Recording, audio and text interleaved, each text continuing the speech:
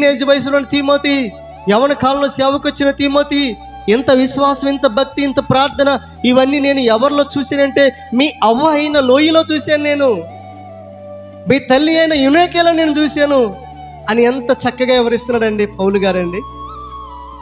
మాటలు చదువుతూ ఉంటే ఈరోజు నా ప్రియులరా ఎంత ఆనందం ఉంటుందండి.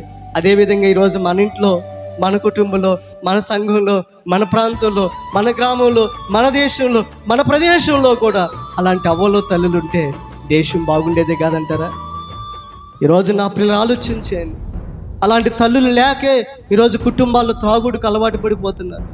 అలాంటి ప్రార్థించే విశ్వాస పరులు, కన్నీటి ప్రార్థన యోధులు తల్లిదండ్రులు లేకపోవటమే ఈరోజు పిల్లలు పాడైపోతున్నారు. ఆ మాట జాగ్రత్తగా వినండి. ఈరోజు నీ ప్రార్థనే నీ పిల్లలకు బలం. అమ్మ ప్రార్థనే పిల్లలకు బలం. గుర్తుపెట్టుకోండి, అమ్మ చేసే ప్రార్థన పునాది. మనకి ఎంత ఎలాంటిదంటే పునాది. అప్పుడే రాదు మనకి జవాబు, అప్పుడే పొందదు మనకి జవాబు.